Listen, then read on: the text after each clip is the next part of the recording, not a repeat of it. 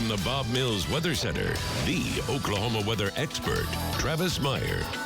Oh, was it cold? Oh, my goodness. Yes, we all know it was cold. And guess what? Tonight, it's even going to be further and deeper into the southeast. We were talking about areas of Mississippi and also extending on into Alabama and Georgia with freeze warnings. And I mean, we're talking all the way down to the Gulf. Last night, they had frost freeze advisories. We have frost advisories as well for areas that are in northern Florida.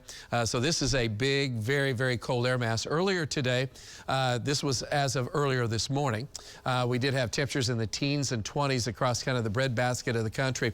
Notice how most of the major cities did not go down to freezing. But once again, I urge caution because just like Tulsa, everybody has basically a heat island thing going on.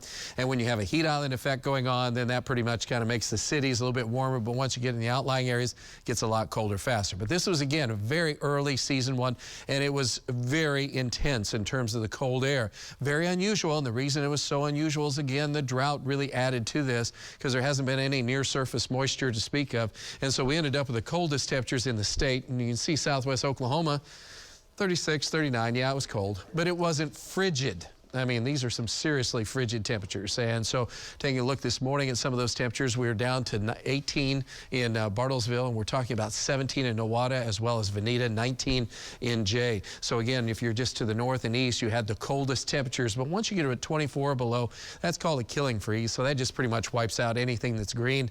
Everything is like, okay, I'm done. Not going to do this anymore. And so even to the south, you guys ended up with 23 down in Wilburton, 24 coming in right around the McAllister area. So this was a tough night, early morning time period. It's been a beautiful afternoon. Fall has just been gorgeous right now, 62. The only thing I feast your eyes on is the humidity. And I shouldn't say feast, but that's more like famine almost because of the drought situation. We're at 18%. So it is extremely dry. Beautiful, but dry.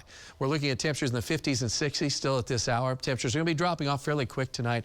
So it's going to be a frosty night across the area, and we're looking at some issues as far as still some cold weather, but we froze, so it's like there's nothing really to cover up tonight as much, and hopefully some of your plans made it through, but when it's 18 or 19, you have to really cover those up to make it happen. So tomorrow morning, chilly. During the afternoon tomorrow, we'll have a west to northwest wind, but much, much warmer.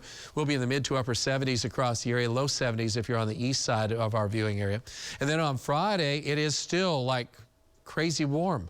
It's like, how do we go from teens and then go into the mid 80s to 87 in Tulsa, nearing record highs? We're only 3-4 degrees away from record high. That'll be the same story on Saturday. Once again, generally ranging a little cooler to the east where the humidity values will be a little bit higher. And then we're still bone dry from Tulsa back to the west, 91 at Altus. Here comes moisture, and then we'll be in the lower 80s as we go on into Sunday. A little bit warmer where some sunshine is located. But that should set the stage for a few scattered showers and thunderstorms on Monday. Again, our odds of rain are right around 50%. And it does appear that some of us will pick up some reasonable rain, but until then, fire danger is looming. And again, the humidity levels are so low, and the winds then start to pick up. Even though humidity values start to go up, the wind is going to compensate, unfortunately, for that and keep our fire danger very high right on through Sunday. Don't forget, a lot of burn bans are in effect for the entire area, which means, again, please don't burn over the next few days. Everything's bone dry. We got to find us some rain before anything can happen around here related to fire. All right, Oktoberfest going on. Corporate night tonight. It's chilly over the next Thursday, Friday, Saturday, Sunday time period. Looks just incredibly nice.